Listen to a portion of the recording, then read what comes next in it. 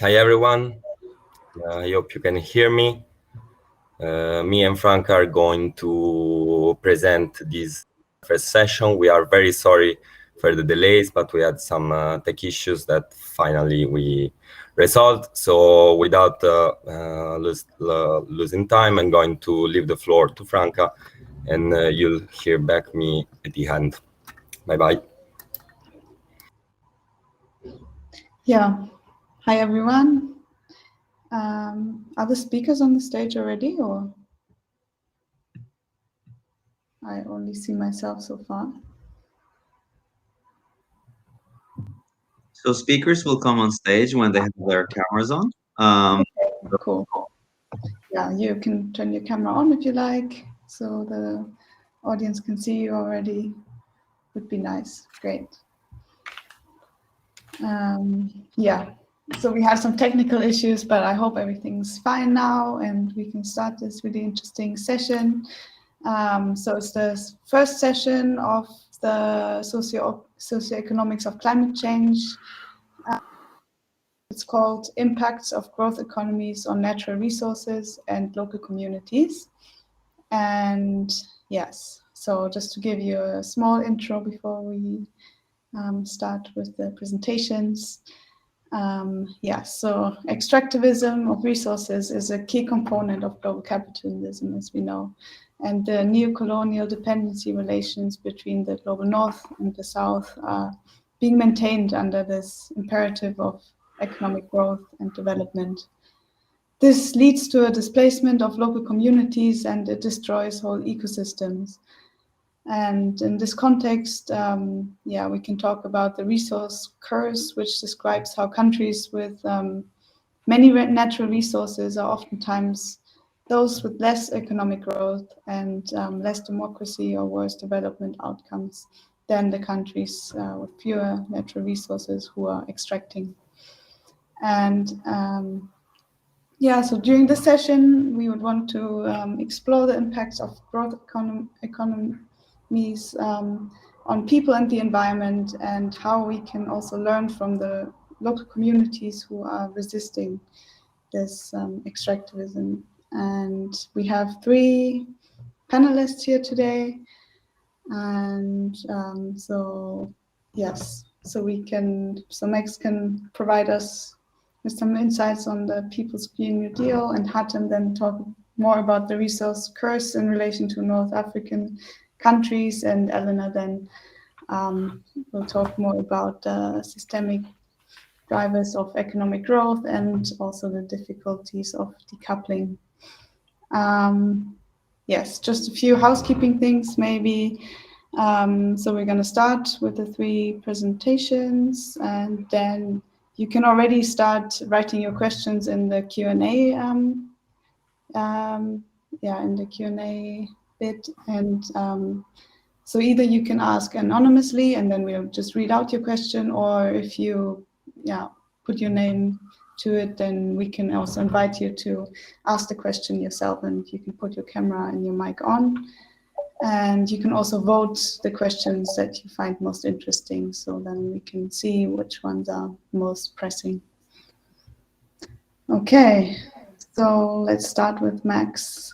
Just a quick introduction. Max Agil is a postdoctoral fellow at the Rural Sociology Group at Wageningen University and an associated researcher at the Tunisian Observatory for Food Sovereignty and the Environment. He's also an associate editor at the Agrarian South and the Journal of Labor and Society. And his book, A People's Green New Deal, was recently published with Pluto Press. So Max, if you're ready, you can start. Yeah, great. Thank you so much for having me, and thank you for chairing and organizing the panel as well as the conference. So by now, the idea of a Green New Deal is probably a household word, as we say, across Europe and also across the United States.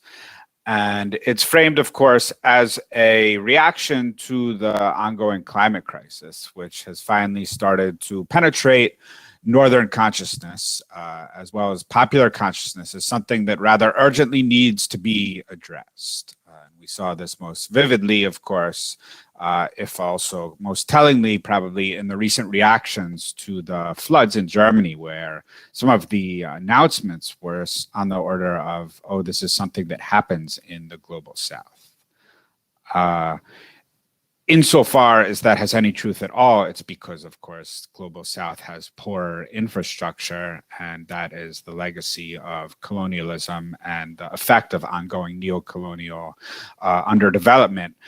But it also, of course, reflects a kind of schizophrenic mindset, whereas what's happening over there is very distinct from what's happening over here. And this is also what allows climate change, in fact, to continue, because these impacts of climate change on the third world have, in fact, been going on for a very long time. And you can, if you read, you can read summaries of statistics, for example, about climate of, in the climate of injustice, for example, a very good literature on it that surveys the effects of it, Bangladesh, Zimbabwe, Mozambique, Haiti, Puerto Rico, where, of course, the effects of climate change in terms of absolutely cataclysmic climatic disasters are not at all new. So in this sense, the Green New Deal is a semi-new discussion, although it was first floated in the 2000s by Thomas Friedman in a very different context. And it is basically about envisioning, as it's been predominantly framed, it's envisioning a north-centered response to climate change. In fact, it's only one of the possible items on the menu. And in fact, its primary effect so far has really been to spur conversation rather than set out the parameters for actual change. Because it's really, for one, the forces behind it are not anywhere close to actually being in a position to implement their program. And the forces that are implementing the program, any form of climate change program, are only in part following any of the strictures or instructions or imperatives that actually subtend the Green New Deal. So I actually think we can consider the Green New Deal much more productively if we consider its mainstream iteration from OcasioCortez or the right wing of the European Green New Deals as one of a set of responses to an ongoing climate crisis that's global in scope and that is intertwined with a history of settler colonialism and post-colonial underdevelopment, or more colloquially, the kind of value and resource exchange and plundering that is called imperialism. So basically, we can think of four possible resolutions or four possible responses to the ongoing climate crisis, right? The first is the one that is in fact currently being pursued by European and American corporations. And that is what I think we can best understand as green social control. And then the other three responses are kind of a more left liberal response, a possible social democratic response, and a radical response. So I'm going to briefly discuss each and their impacts in the remainder of the presentation. So the green social control is in fact a program for in basically continuing the current hierarchical and polarized process of accumulation and development on uneven development on a world scale, but in the process doing its best most likely to control the impacts of climate change. And even then, that prospect is rather tenuous. I mean, if we consider, for example, the Biden program as one of the means of elite social control, there is not actually any provisions for actually doing anything yet about climate change, right? And there are not calls for reaching net zero by 2030, which is the bare minimum in order to actually avoid many of the worst effects of climate change and so forth. So it's not a realistic proposal in terms of what we know about the climate science, keeping in mind that what we know about the climate science is uniformly more conservative than what is actually occurring in the climate because of the conservative bent of climate science itself. So basically, these sorts of programs basically are, and we can see them very clearly. They're being put forth by the World Economic Forum, by the Climate Finance Leadership Initiative, by the Breakthrough Institute in Australia, and they have, by Jeremy Rifkin, they have a very clear set of convergences around the primary role of corporations and governments working in alliance with corporations to do anything at all about climate change. A heavy focus on one-for-one renewable transition. So each unit of dirty energy that's taken off is replaced by a unit of clean, ostensibly clean energy that's taken on. Keeping in mind that there is no such thing as clean energy. There's only less dirty energy, because all energy is actually a process of gathering photosynthetic energy from the sun, using directly or indirectly using mineral resources, right? Where are those mineral resources coming from? They're coming primarily from the south. There's a heavy role for the national security sector. So some of these documents say, actually highlight the role of the national security sector in forms of population movement control. There's a heavy emphasis on demographic control. There's a heavy emphasis on technological solutions to climate change, often including geoengineering. There's a heavy emphasis on biofuels, for example, and in some of the plans also radical modification of North and South diets, and afforestation, meaning putting forests where there have never been forests before.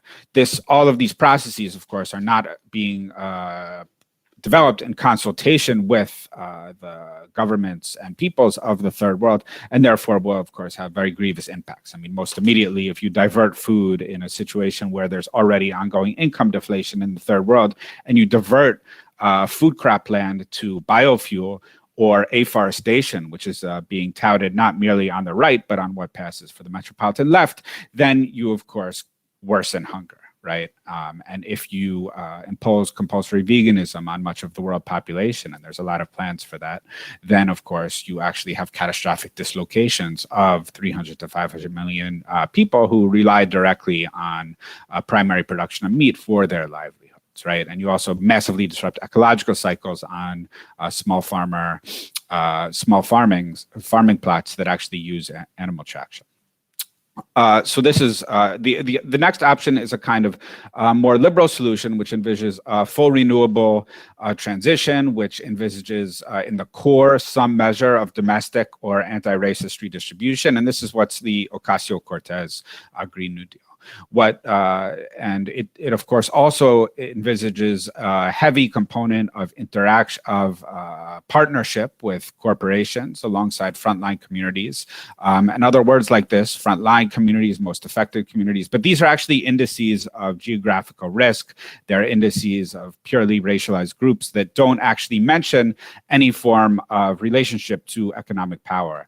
And so therefore they are kind of Rorschach blot tests. They allow people to see what they want to see in them, but what is not envisaged in the plan at all is any form of redistribution or nationalization of the means of production, right? And what is also not discussed at all in these purportedly progressive Green New Deals is any climate debt. The US is instead put forth as a potential green tech leader. So this is basically calling for a new industrial revolution in the United States to make it the center of green tech technology. Right, and climate debt, as emerging from the Cochabamba People's Agreements, is totally off the agenda.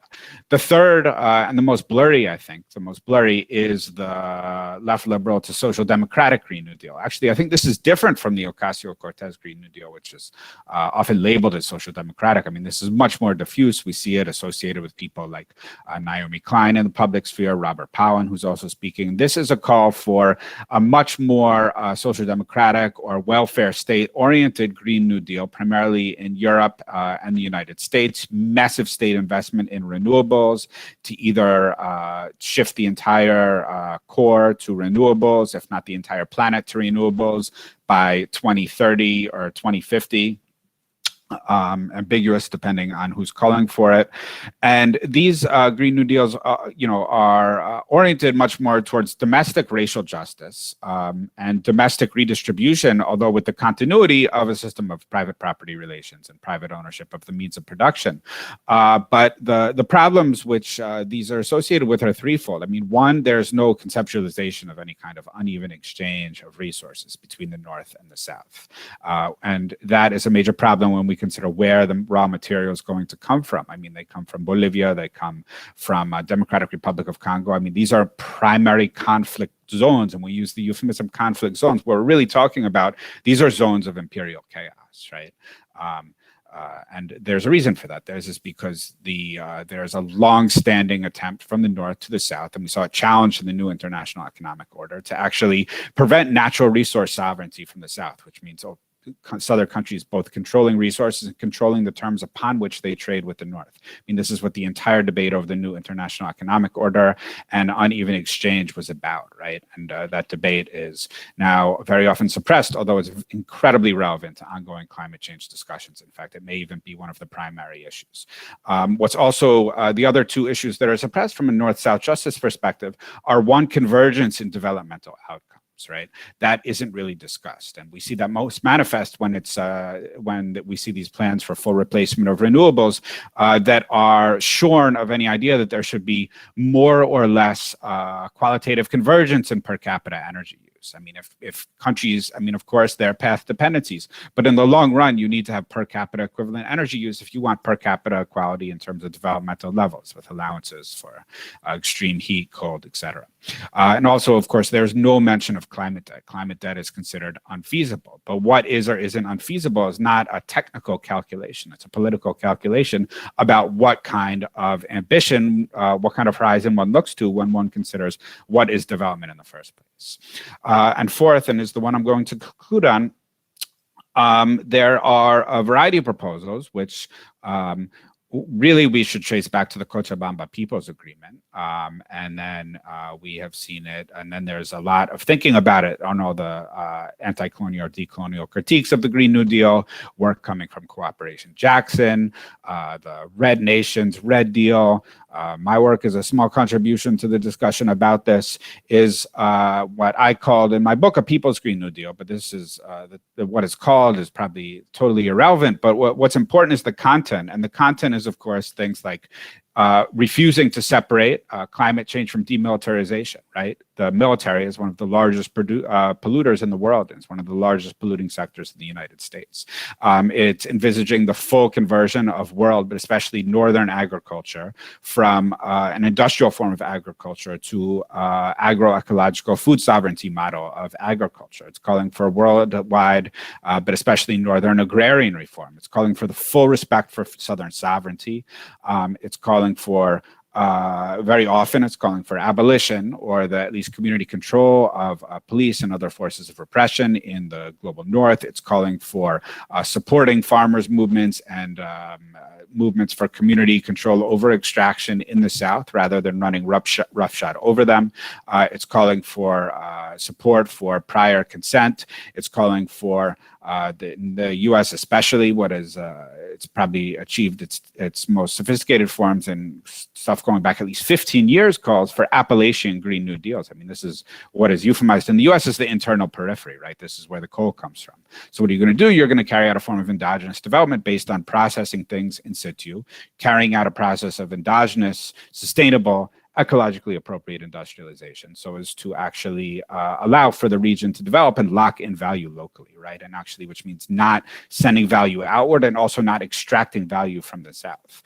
And of course, the critical component for the purpose of this conversation is actually that a serious approach to climate change in the north has to take as its reference point the Cochabamba People's Agreement, which I would encourage anybody listening to this to Google immediately after tomorrow, maybe when you're not tired, and learn about it, because this is the state-of-the-art Southern document for global convergence in terms of developmental outcomes for debt transfers from the US to the South of $1.2 trillion a year, from the North to the South of $3.2 trillion a year. I mean, this is a call for a totally different, non-hierarchical world system that's built on a permanently sustainable basis based on massive North-South resource transfers to actually deal in a just way with the legacy of colonialism.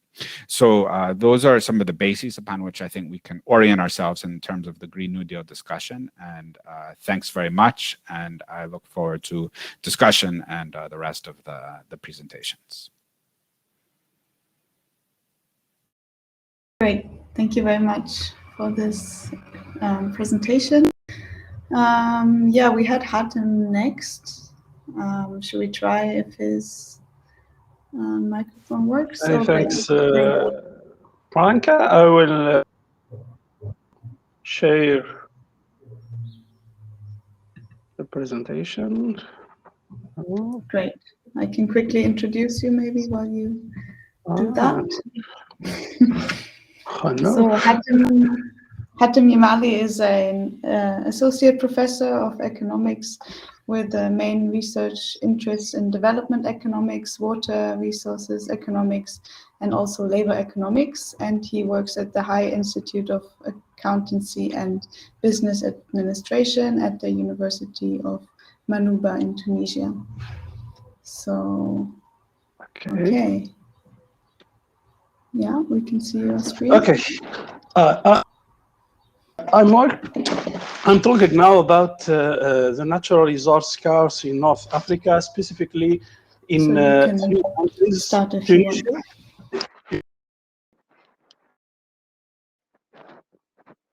I can start now, or there is a problem?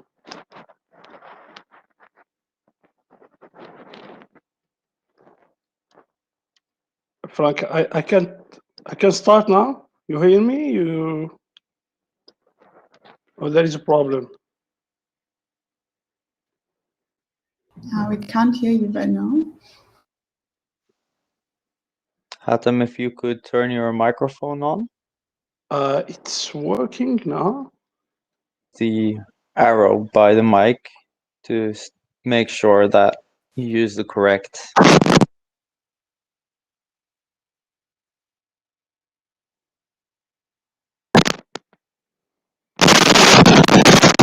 We still cannot hear you. No?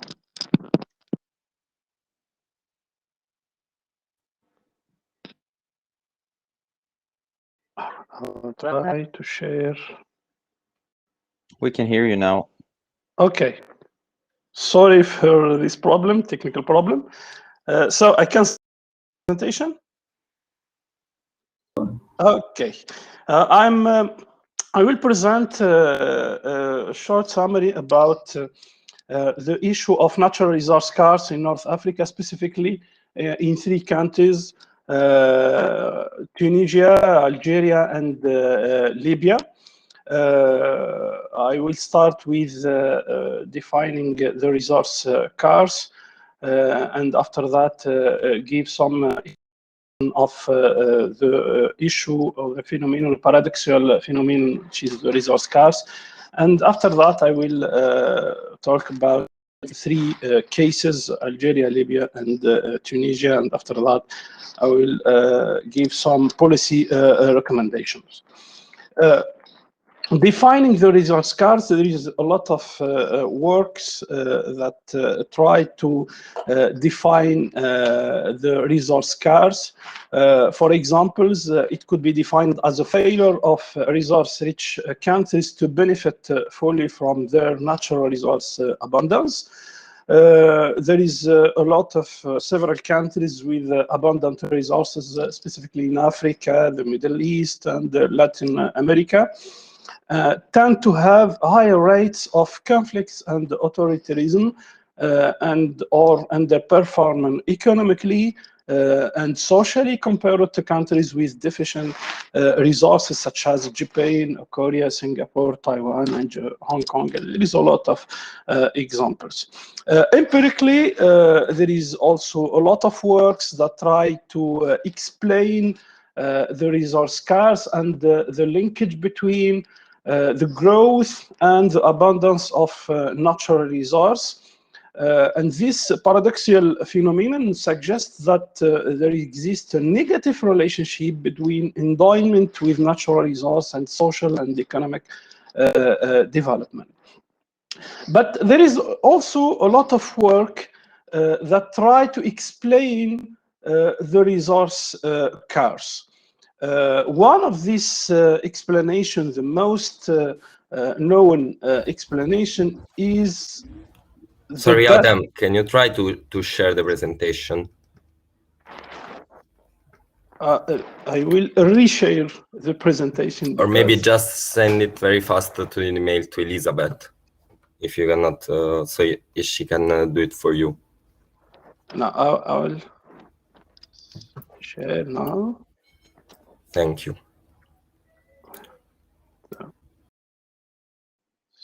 Sorry. So I try to share now.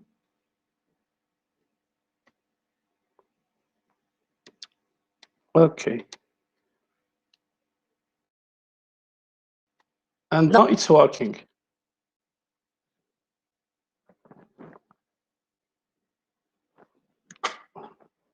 It's working now?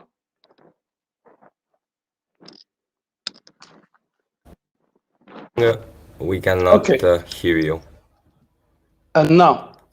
I hear so if you. you can send this presentation at email that we just sent you this morning, we can put it for you and you can talk over it. And in the meantime, you can refresh a little bit what are these concepts and what is your work about. Okay.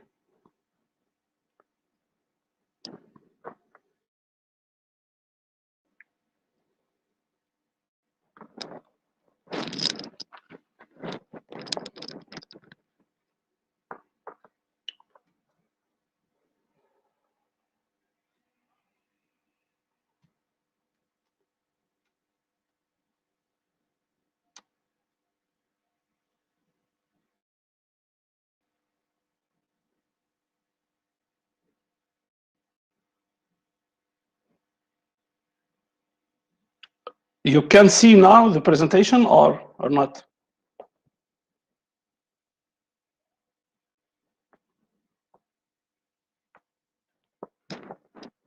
So I've got a copy of your presentation, Hatem, so I could give it a go sharing the screen if you want to stop the screen share and then you can speak over the presentation. It seems something's not quite working between sharing the screen and turn your mic on at the same time, but we can try this instead. Okay, I stopped the sharing now.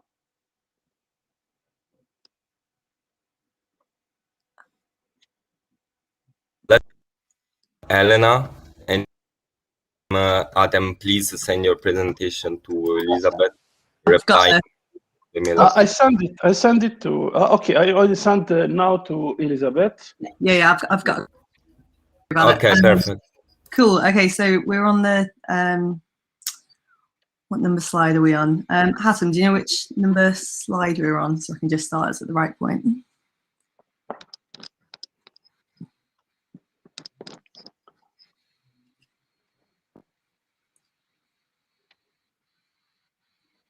If I start here, just let me know when to next one. So I continue my presentation. I send it to Elizabeth. Okay. So I'm.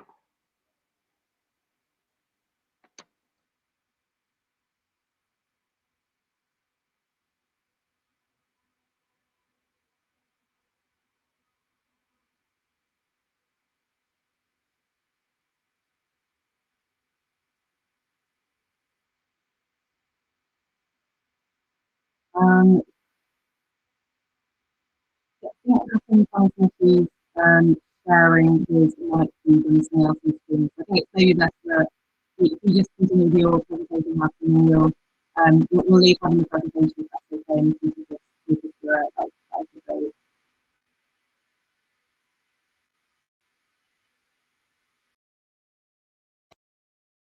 I suggest you just continue without the presentation and just go through your points, because it seems to not be possible to both share screen and talk at the same time.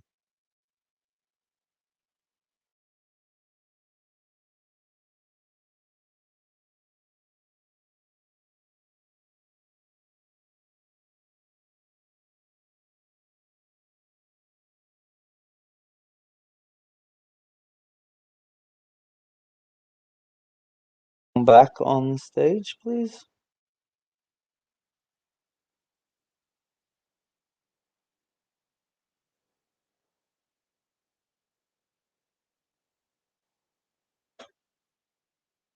Thank you.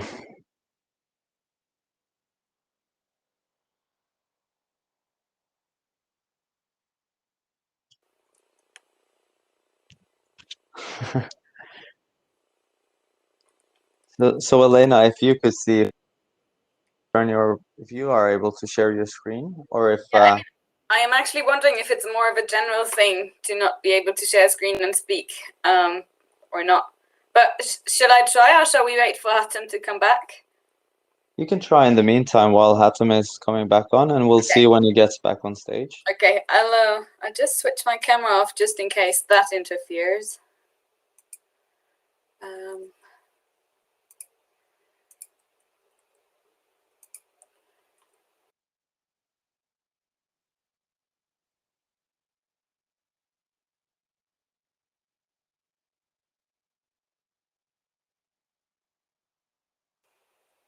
Okay, so that's awkward. That is awkward. Let me try. So yeah, I think the tone cuts out as soon as I start sharing. What if I try full screen? Tech.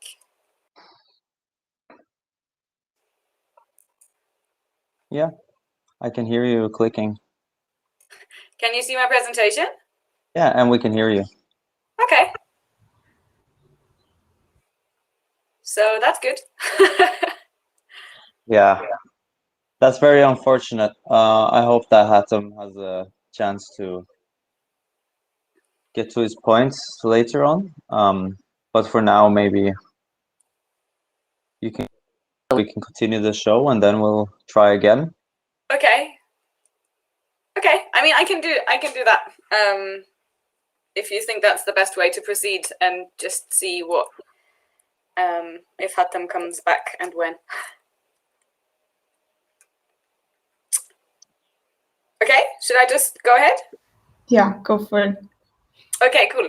Well, I mean, that's a bit unfortunate, but well, hopefully he'll come back and I'll entertain you well enough in the meantime.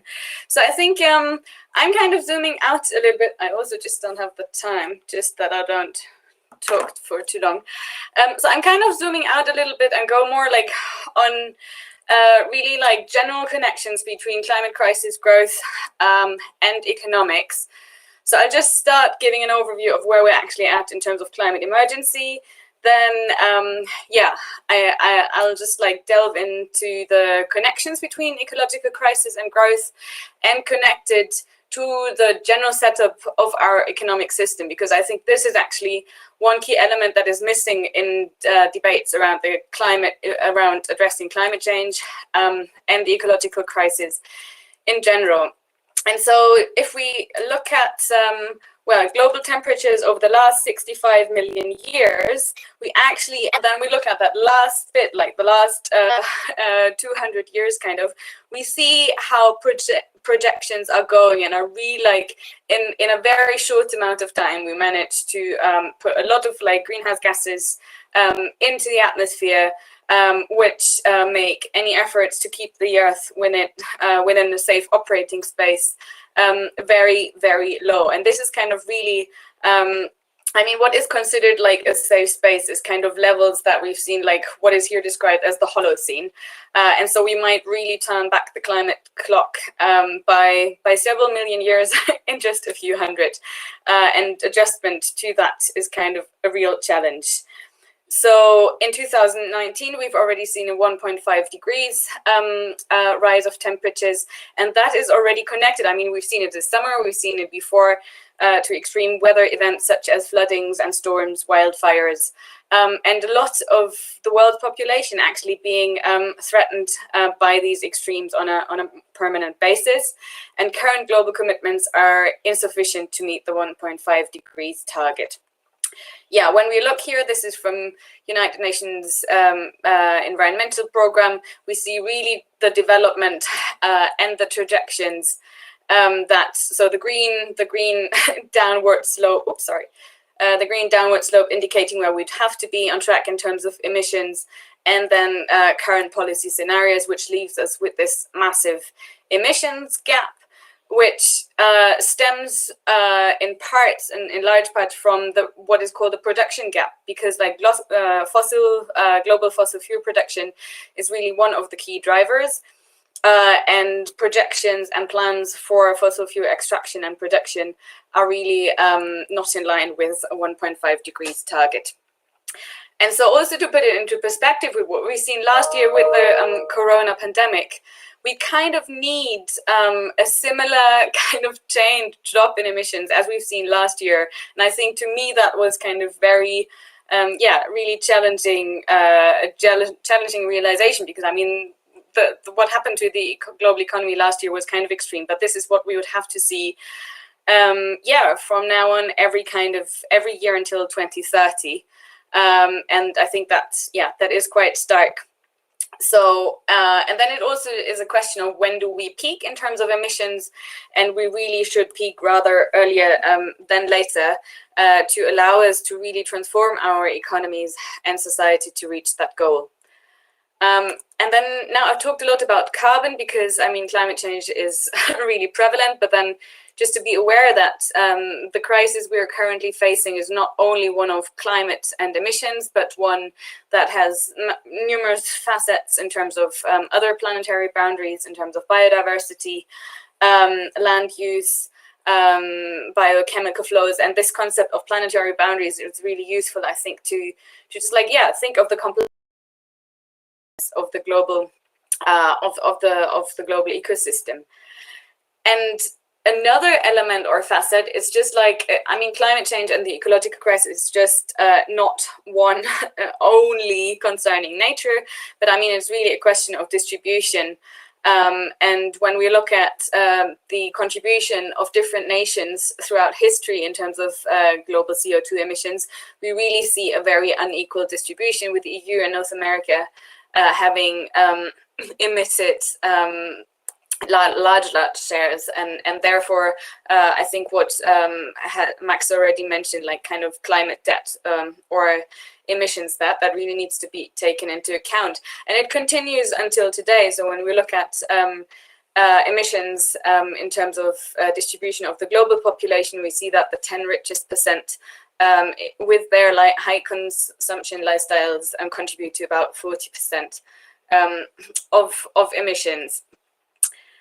Finally, so this has been kind of the contribution. When we now look at where the effects are being felt most strongly in terms of global warming, we see highest temperature changes, and then also the translation. So this is a study by King and Harrington really showing that the effects of temperature changes on local climate changes, and that they're more extreme in around the equator and in lower income countries, which we also see here, which pits GDP per capita to the effects of temperature changes on local climates, and where we see much stronger effects on countries with higher GDP per capita. So all of this kind of leaves us in a situation where there's really systemic changes required and touch upon kind of all areas of our economy, energy, land, which means food, infrastructure, housing. And so it's not only about bringing emissions down, but also addressing poverty and inequality. And I would argue, and I think, that this requires systemic changes, and that requires to look at our current economic system, of which now economic growth is a fundamental part.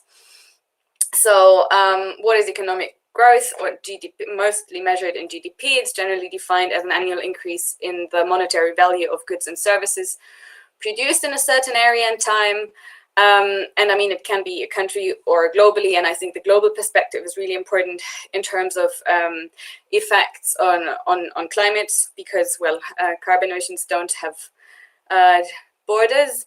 And it's so GDP is like a monetary variable, but it kind of is reflective of economic activity. And also one like big caveat, and I think that is part of the problem of where we're at, is that GDP has kind of been pursued as major economic target, and sometimes, being taken as indicator for well-being. And while we see that obviously, yes, GDP contributes to an increase in material, material wealth, it does not equate to well-being. And we also see studies that show that after having reached a certain level, it doesn't actually contribute anything anymore to well-being.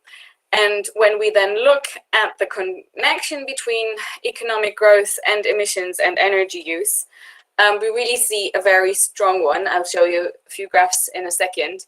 And that just reflects that increase in production, consumption, trade, transport, and so on. So here we see relative changes in environmental and economic indicators. So we see, the orange line is global GDP. The violet line is global material footprint, which is kind of an indicator for resource extraction. And then we see CO2. And we see that really strong connection.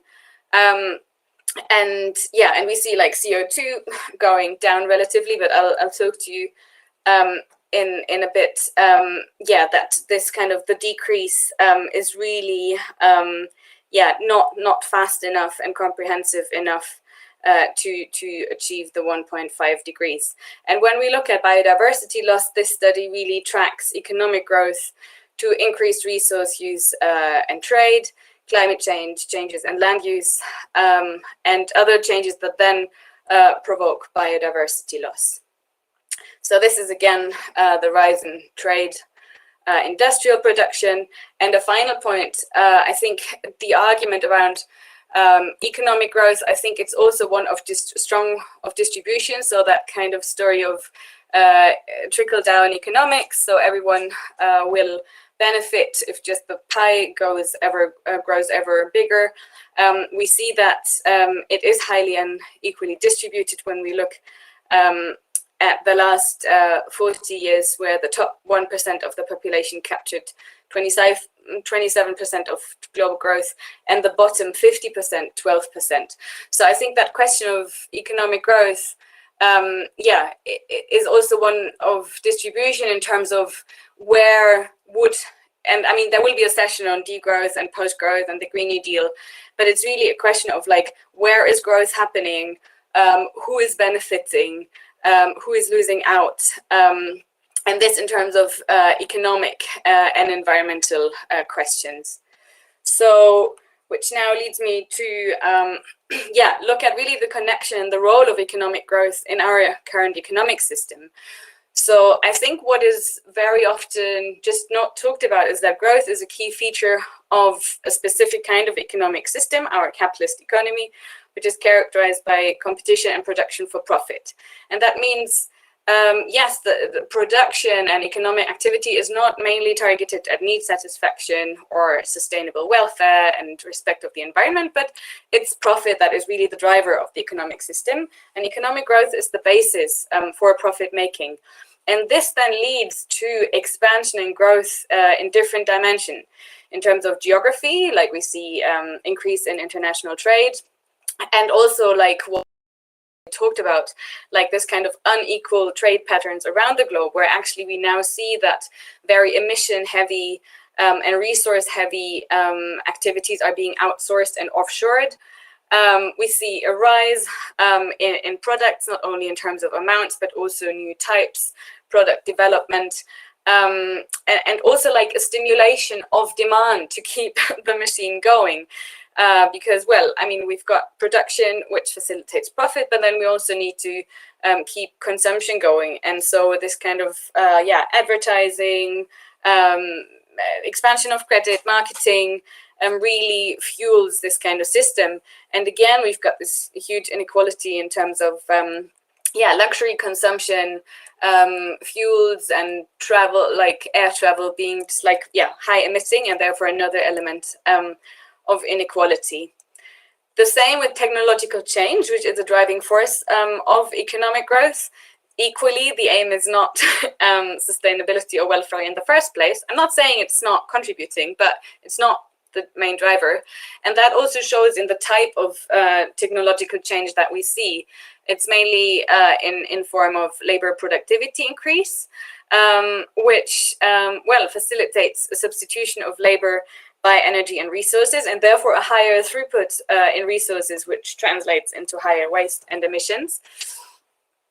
Well, because machines require material and energy for production and functioning, and then another kind of subsequent pressure to grow arises from the threat of technological unemployment, because if labor needs are going down, then in order to maintain employment, we kind of need to keep output growing, or at least stable. And then also what Max talked about, I mean, the massive energy and material requirements of decarbonization and electrification of renewable energies, that they are underestimated as well.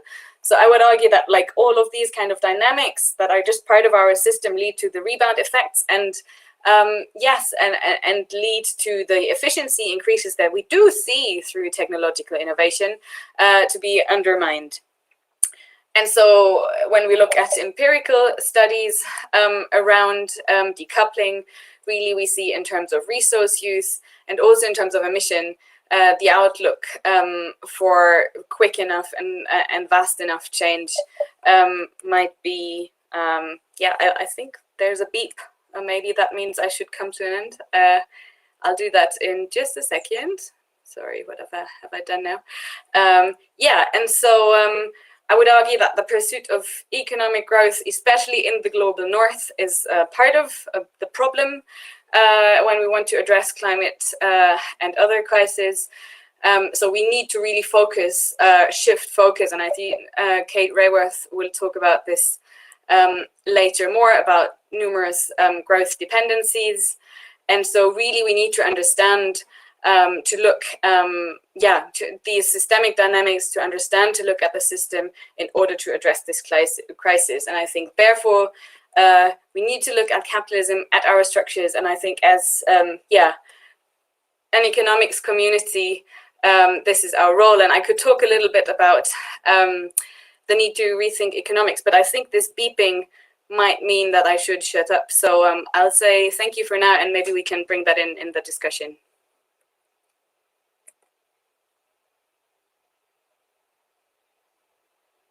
Great. Thank you so much, Elena.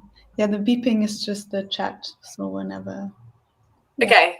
So, I mean, I think it's still, I think I was still kind of,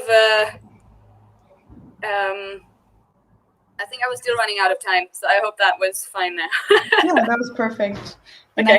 I think Hatem wants to have another go. So oh, great. Yeah, maybe Perfect. we can try that again. We have the presentation now. So. Okay. So I will share the presentation, Franca? Yes. Okay, thank you.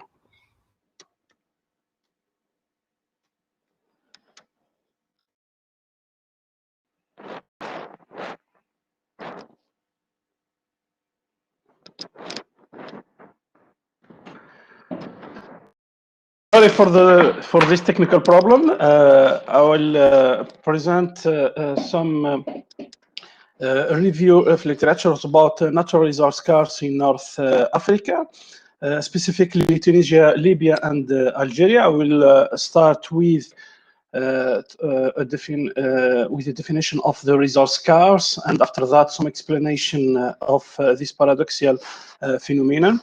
And after that, I will talk about the three cases, the three North African countries. We'll conclude, and after that, concluding with some policy recommendation.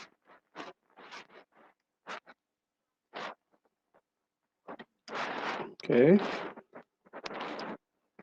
Same problem.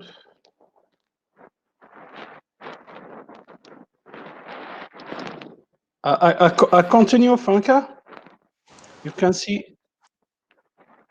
Okay, just Elizabeth will share the screen for you, so we'll fix that. So I'll give it a go, but I'm a little bit hesitant that it might not work again. So I'll give it a go, Hatem, and if it's still not working, we'd still really appreciate hearing your talk, even if we've not got the visual aids of it. Cool. Right, I'm just gonna get it up. I see that you've sent it to me.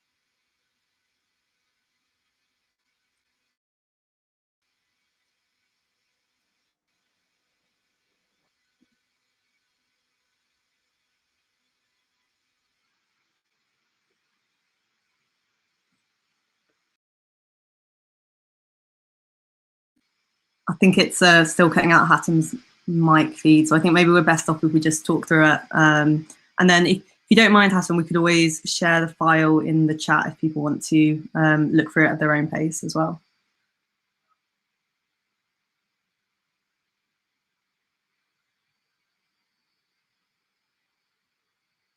Same. So Hatem, if you just speak, and people can look at it themselves.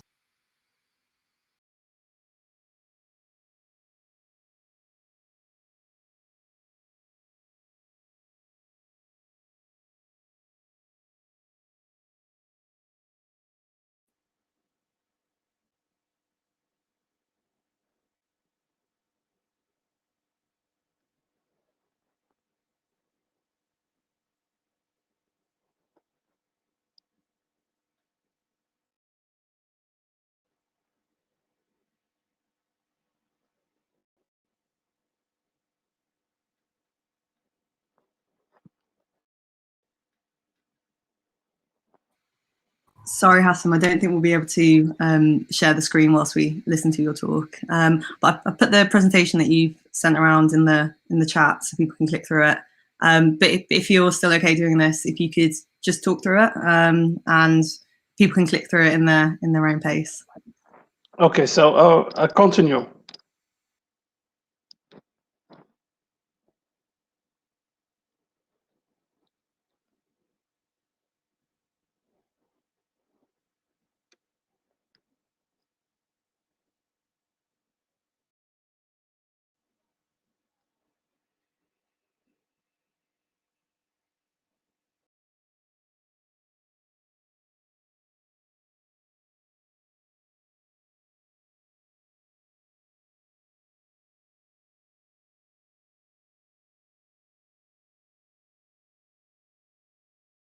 Seems like we're still experiencing some issues. Will the speakers maybe take some decisions on how we will move forward?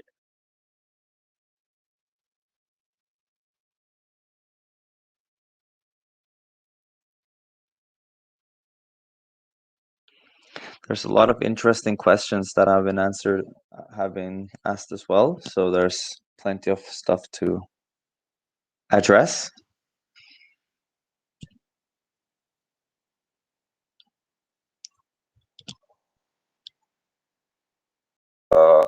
Okay, so maybe in the meantime, while we wait for Hatem to see if he can, in a certain sense, recover the connection or something like that, we can go to the question and answer session. So we have a first question from Nat Dyer. If you could please come on stage, I can ask him by, or she can ask him by her himself.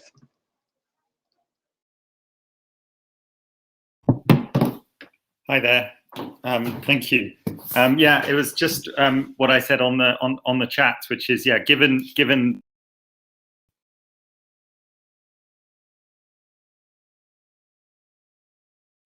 Sorry, can you hear me okay?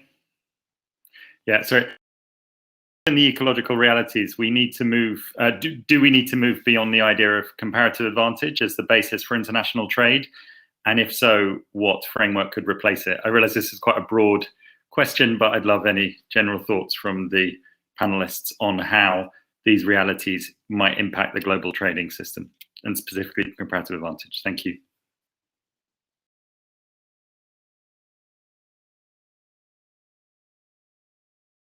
Do you want to go first, Max, and then we can have Helena be second? Actually, Elena can go first because I went first before.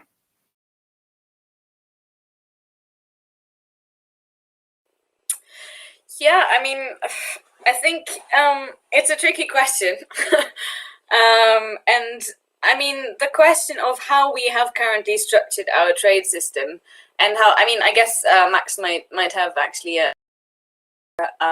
yeah, I'm curious to hear what you have to say. But I mean, it's really structured in an unequal kind of pattern. And it's really, I guess, just from a very idealistic point of view, I mean, it's global solidarity kind of that should be guiding the way that we trade each other and the way that we treat our whole economy. But then, I mean, it is a question of really rethinking what do we need to trade, what is essential for people to thrive, where are the resources coming from, and have more of a democratic process. And I think if we, yeah, I mean, currently these decisions are made in a capitalist framework and they don't really allow to account for these complex dimensions. And I think there is also a question of what can we relocalize, kind of building stronger autonomy of local communities, local economies. And then, I mean, yes, I think a revision of the global trading and economic framework would have to happen. And I currently don't see these kind of processes happening. And I think this is actually where I think maybe a proposal such as the People's Green New Deal might maybe make a proposal in that direction of how to actually restructure the global trading system in that direction.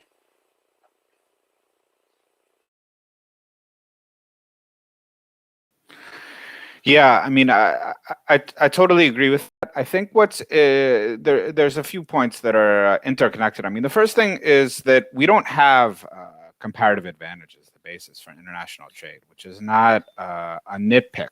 A lot of things that are produced in the third world, especially agricultural goods, are not produced in the north, right? So there is comparative advantage doesn't apply. So their prices are suppressed.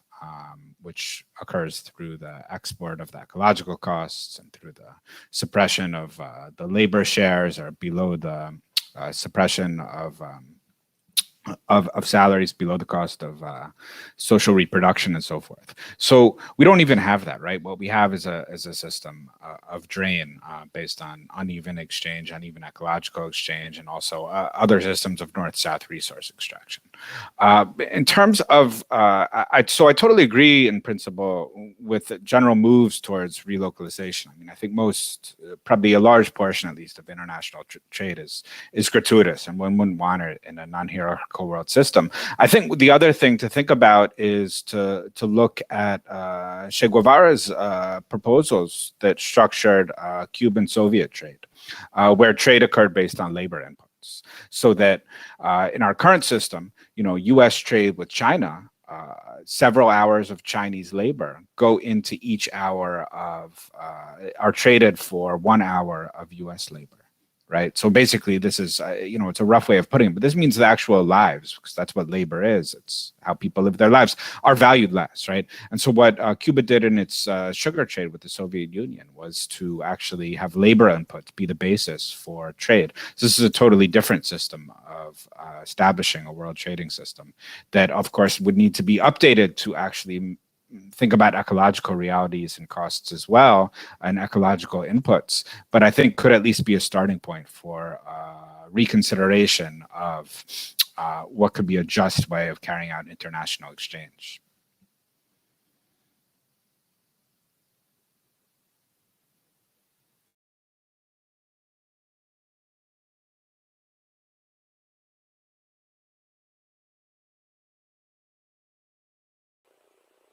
Your mic is off, Lorenzo.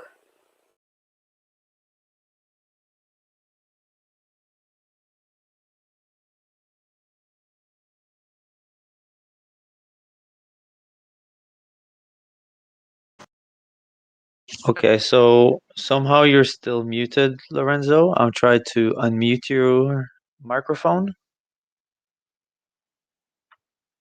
And if not, maybe the other speaker hosts, Franca, may step up on stage to do the rest of the session.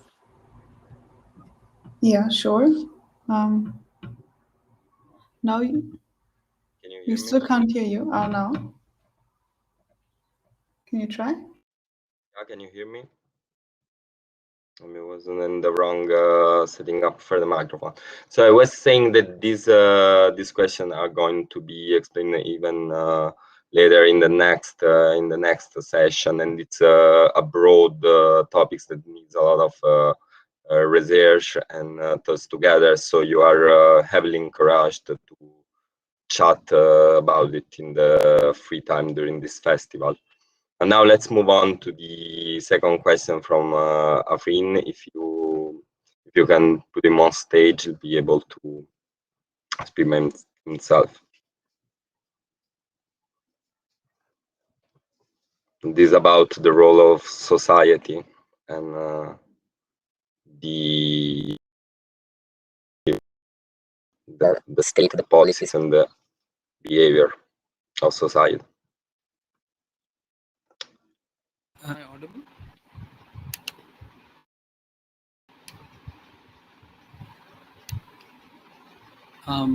Am I audible? Yeah.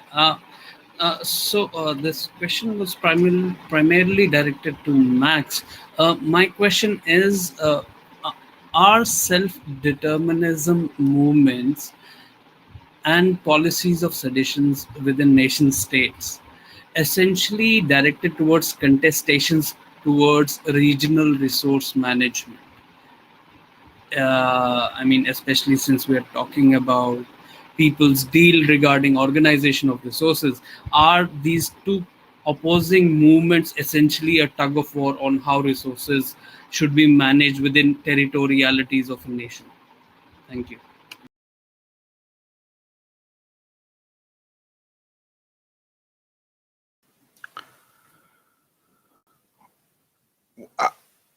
Well, I mean, I think I think there's a wide range of, if I understand the question correctly, and we should please ask again if I didn't understand it correctly. But if the question is about internal movements towards self-determination below the nation state level, so within communities, within ethnic groups, within locally based organizations within nation states, certainly there's often issues related to contestation towards regional resource management. What I think of that is different. I mean, I think there's a tug of war, right? That is important. There are, of course, there should be as issues of informed consent within resource management. I mean, I don't think nation states should necessarily have the power to run roughshod over any and all local communities in the process of resource extraction towards economic development. On the other hand, we need to be very aware that this has been a major vector towards northern malfeasance in southern states. I mean, the aggravation of internal southern demands for regional resource management, using these discourses of extractivism, which I strongly disagree with. So I think it's a negotiation, but it's also, I think there's a north-south power dynamic in terms of how it's often discussed as well, and that north-south power dynamic is often suppressed. Anna, would you like to add something? No, I think maybe I think I'm good. But I mean, it is. I think it is. I mean, it is a question of how to integrate different different levels, different geographical levels, because I mean our current economic system is so intertwined, like it's so, there are so many complex structures, and so really what is happening at the local level is determined by the macro structure, and it's actually for local movements not as easy, but like putting that pressure on might be one part. And I mean we see it in many places, local initiatives to do things differently, but they kind of face their limits when it comes to scaling up very often. So yeah. Do you think this for both panelists, of course?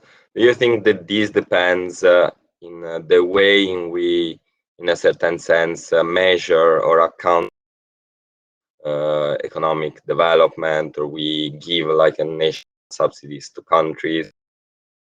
For instance, related also to the maybe financial balance.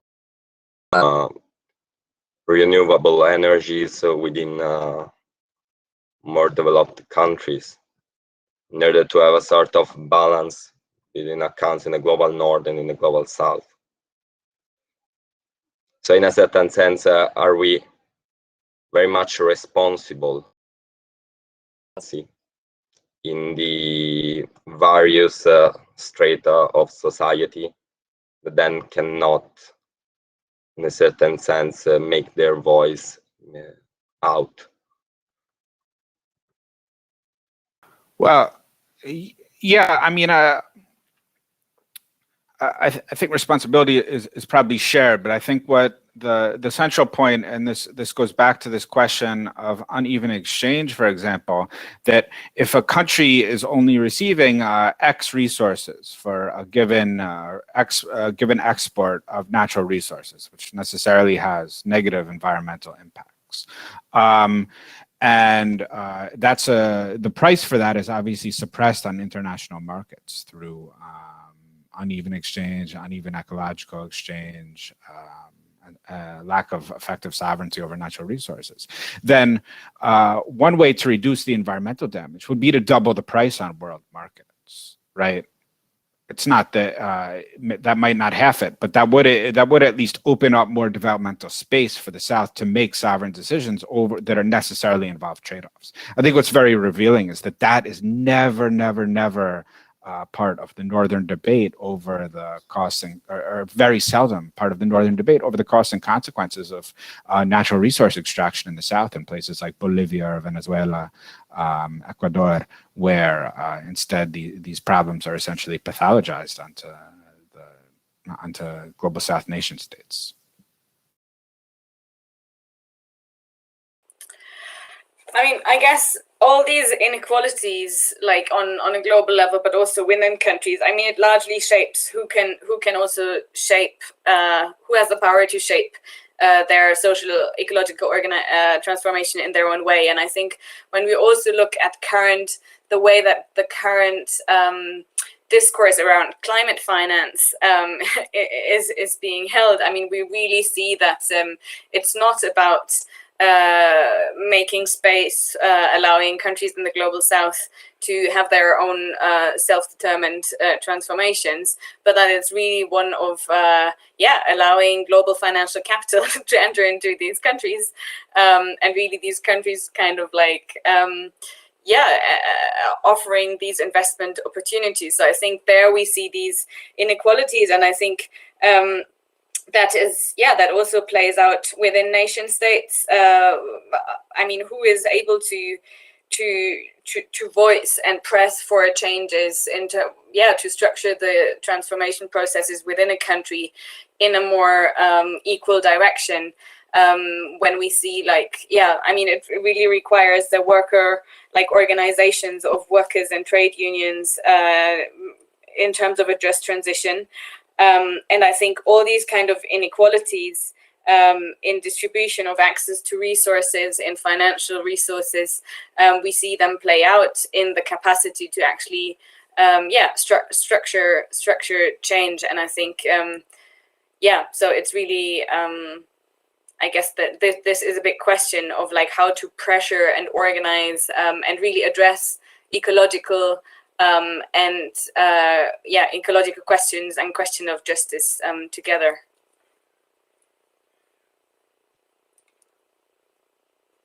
So that is really interesting, and it is for sure what we are going to analyze even in the following session of this team, because as you already said, climate change is really something horizontal that touches upon a lot of spheres and sectors, all the sectors and all the spheres of the economy, of the society, of the world. And therefore it needs a lens of analysis that takes into account the various combined effects between these various sectors, interests, and economies. So now let's move to the last two questions, given that our time is also maybe over. And so this is a question: how can we leverage the obsession with progress towards non-growth narratives? Maybe this can also be seen in a certain sense, shift of focus in international organization from the 70s till now. That there has been this, in a certain sense, yeah. So please, who wants to be first?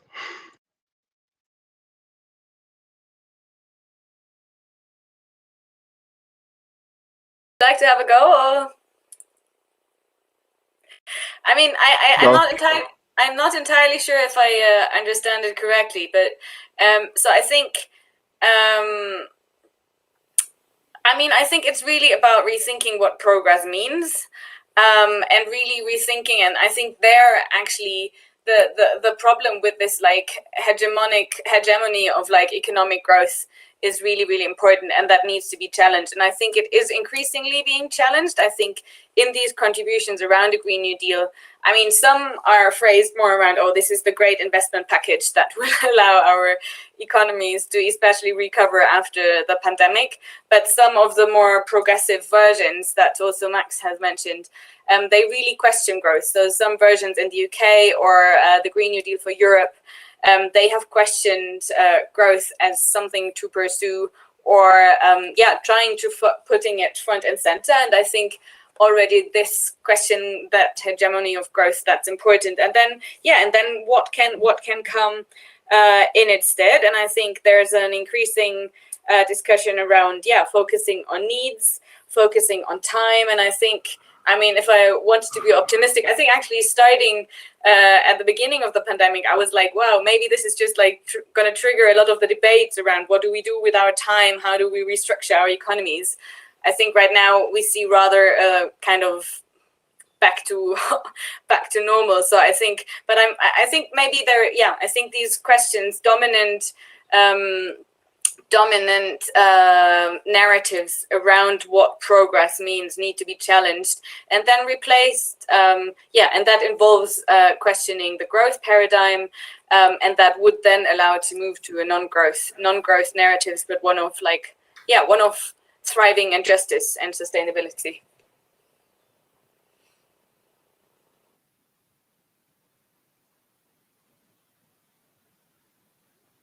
I agree.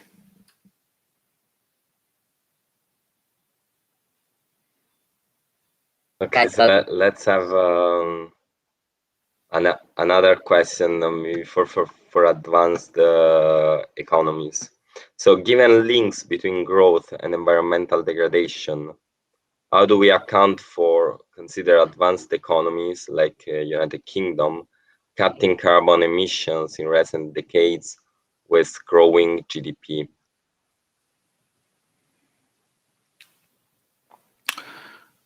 Well, I think there's a strong debate on decoupling, and there's very few instances of countries actually absolutely reducing carbon emissions, even while growing GDP. But I think even so, that it raises two questions. I mean, the first question is, are they decreasing enough?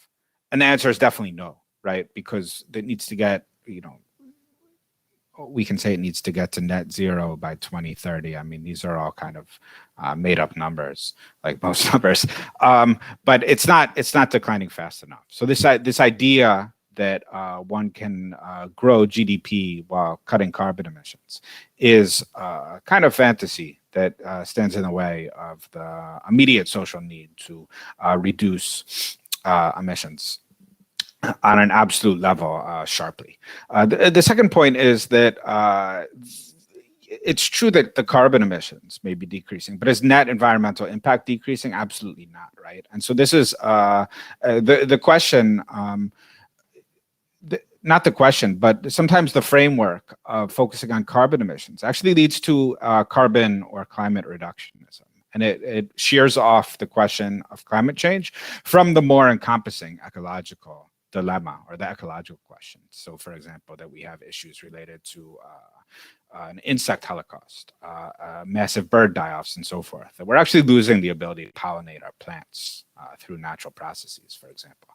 No one knows what's going to happen when these kind of more and more parts of the traffic web are just actually snipped apart through ongoing what's called capitalist development. So even if there are these cuts, I think it's, I don't think it's, I think there may be technical aspects of it that are relevant towards people who are interested in more liberatory horizons, but I don't think we should focus over much on that. We should need to be focused on the overall ecological consequences of northern over-industrialization.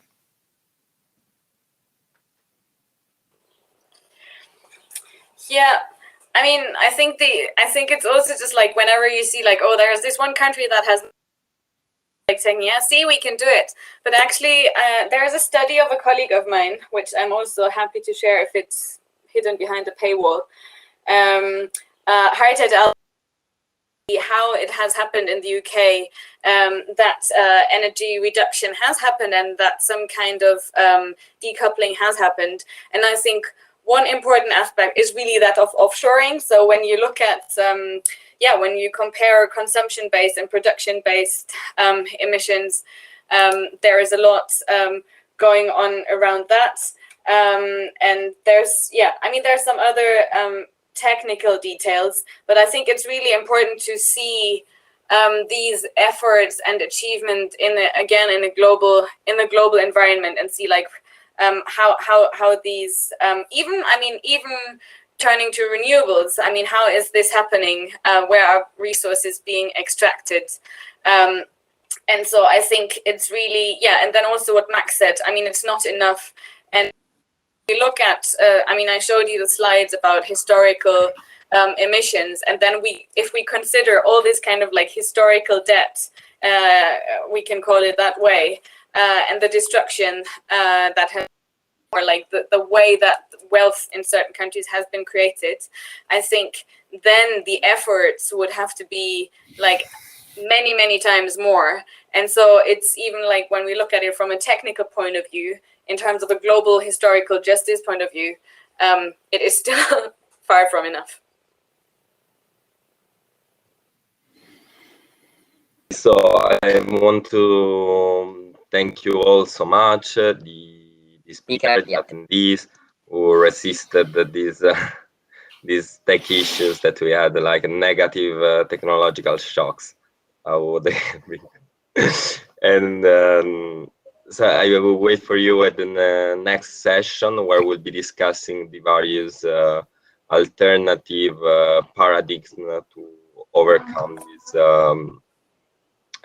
these difficulties, or at least to frame them through a different lens.